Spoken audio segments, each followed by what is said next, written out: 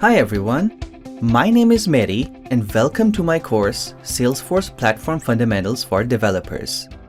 I've been building software for over a decade using .NET and JavaScript, and I currently lead and architect Salesforce solutions.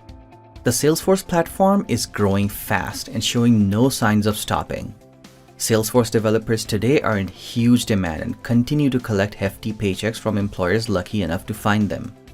This is the course that I wish I had when I started learning Salesforce several years ago, because Salesforce requires a very different approach to software development. This course will show you how to effectively build software on the Salesforce platform without falling into the traps experienced developers new to Salesforce often fall into. Some of the major topics that we will cover include differences between Salesforce and conventional platforms, building a complete Salesforce app using platform features, extending Salesforce apps with code and no-code tools, and securing data in a Salesforce app. By the end of this course, you will have a solid foundation for building applications in Salesforce.